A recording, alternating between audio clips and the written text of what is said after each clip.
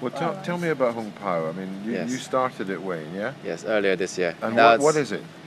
It's it was started from the online forum, and we sort of gather a group of friends as moderators. So we import useful information from living and studies aspects during the summer, and then at the beginning of this academic year, we really push it out, and we want students to get involved and Chinese students? Chinese speakers. Chinese speakers, okay. Yes. We have 3 goals. The first goal is to minimize the distress and discomfort, especially international and Chinese students come when they culture shock.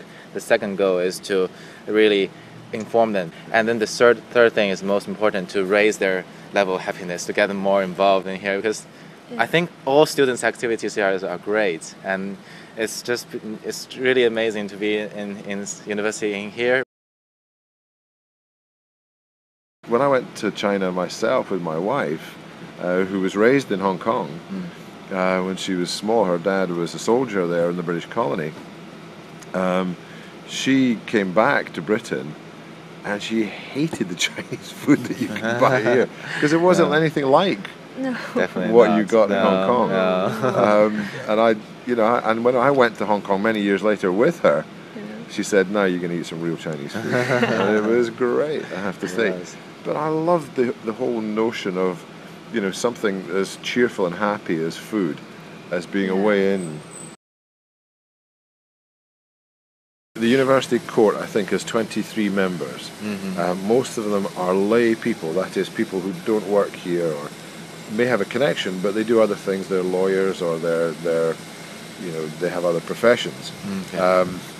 But the rector is the chair of the court, and I'm old enough, big enough, and ugly enough to know exactly the power of the chair to shape the agenda of a meeting and to direct it.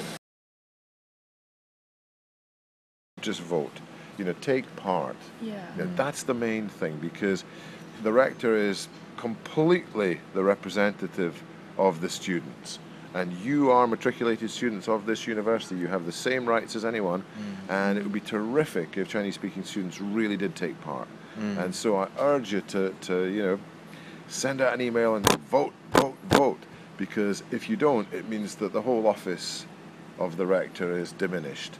Whereas if lots of people vote, it means that the authority, is high, and it's absolutely democratic. You guys you can email the rector, whoever it is, and you can get a meeting, and you can say, look, we feel that Chinese-speaking students need this, and it would be good if they could do that, and so on. So you have power. You have power, no question, same as everybody else. And actually, in a way, maybe you have a bit more power, because you're organised. I'm from Scotland, and there was no Scottish Students' Organisation. There was no organisation for people who liked to drink beer as much as I did, and who played rugby. Well, there was a rugby club, but you have this organisation already, which is terrific. I think that people here are enormously interested in China at the moment. There's no doubt that history is moving China's way, without any question, and understanding China, I think, is going to become increasingly important. And I hope more Chinese students, Chinese-speaking students, come here, because it means that the worst thing in the world is not to understand. Incomprehension causes trouble, whereas understanding avoids it. Sometimes in the rectorial campaign, when we've been giving out leaflets, Chinese women, kind of walk on past, quickly, and so on. Especially for things like elections, Chinese students don't feel that involved, because they don't feel they are a part of this community, I guess. Or maybe they are here to study, not to just get involved in other things. So you feel, you come here to get a degree. That's the most important thing. To pay the money and get the diploma. Yeah, exactly. But education is about more than that. The most important thing, because there are such challenges in education at the moment, you have to be a working rector. You have to be here often and be able to speak to students directly. And what I'll do is organise a calendar which tells people when I'm here. both in an open surgery, and also if people email me and they want a private meeting, we'll do that too, because sometimes people have problems they don't want to discuss in the union bar or wherever. Mm-hmm. So that's the first thing. The second thing is that the rector is the chair of the university court, and because he or she is elected by the students, that means that the students' views go directly to the heart of the university. So the rector is your voice, right in the middle of it all. No question about that. Mm-hmm. The second thing I'm interested in is empowering students. We're always asking other people, other organizations, the university, the government, for money.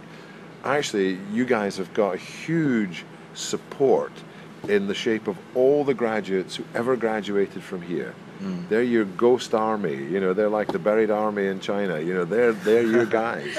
They're your guys, but they're buried at the moment, and what we need to do is dig them up. And we need to get them to give us money. Yeah. And it's very straightforward to do that. If you are modest and you ask people for 10, 20 or 50 pounds, not a huge amount, then we'll build a student endowment where we can help people after they finish with university, get internships and so on, give them very small amounts to do that sort of thing. And the other thing I think that's very important is to say that the fees on such a range from nothing to a lot of money is wrong. And how do we get that down? Now, I don't know, I don't have specific plans, but in order for anything to change, you have to say, no, it's wrong. That's the first thing you have to do, and that's what I'm saying. Is that international students included? Yes. The fee is the highest. Yeah. Exactly. And I don't see you guys as international students at all. You're students. That's it. You're matriculated students of this university, like anybody else. And everybody should be treated with the same respect and with the same thought, and ultimately should be here on the same basis. Now, it will take a long time to achieve that. I came here and I paid nothing. My parents had no money. I had everything paid for me, and I wouldn't have come otherwise. And so it's the lost generations. Your parents can afford it, they can help you, and so on, or in other ways you're able to do it. But what about the young Chinese-speaking people who have no money, but are clever and are talented? Right. About the accommodations, because recent years the student population has grown, but the number of accommodations stay relatively the same, even reduced. And there are situations when Chinese students, or even some entrance Chinese students, couldn't get the place to stay. I was wondering. Yeah, I mean the amount of accommodation has to increase. It's also the cost of it is very high, and the university has to take responsibility for that. Now, St Andrews University owns land to the west of the town. There is a capital plan, a building plan, 5-year plan in existence, and on that land it's a question of planning, getting Fife Council organised. It's important to build affordable new residences, and also to consider connecting them to the town. I'm staying out at Hepburn Gardens at the moment this week while I'm campaigning, and I've forgotten how long Hepburn Gardens is. I'm very fit now, but it's a long way. There's no shuttle bus. There's no bus at night. That's crazy. How hard can that be? How hard can that be to have a bus that leaves from the Union and gets out to Fife Park and comes back all day between 8 a.m. and midnight? How hard can that be? And even if every student paid 10p, who cares? You would do it, or 50p even. Just to save you time walking in and out. I think that would be a terrific idea. So building out to the west, it's important not to detach students from the centre of the university, and that's a simple way to avoid that. So I completely agree that has to happen. There's far too small a supply of accommodation and far too big a demand.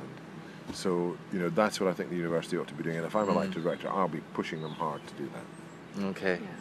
To make it 1 year. Okay. Get Chinese contractor. We'll finish in 1 year. Maybe that's not such a bad idea. Money is all we hear. But, when, 600 years ago, the candles of enlightenment were lit in this place, and they shone into the medieval darkness and lit corners of ignorance and bigotry, even barbarity. That was a great thing. That was a wonderful thing. Now, it's stormy, The winds are blowing outside and the candles are flickering and growing dim. There's no question. But we've got not to forget why this place came into being in the first place. It was for education. The transformative power of education. This place has changed you, it's changed you for the better. And we mustn't ever forget that. If we think about money all the time, we'll forget the whole point. It would be great, as I say, if you could urge people just to use their vote. That's the main thing. It'd be nice if they voted for me, but even nicer if they just voted. Thank you very much. Well, thank you very much. You. That was lovely. Thank you. Lovely Thank to talk you. to you. Oh, your hands are cold. Yes. It's okay.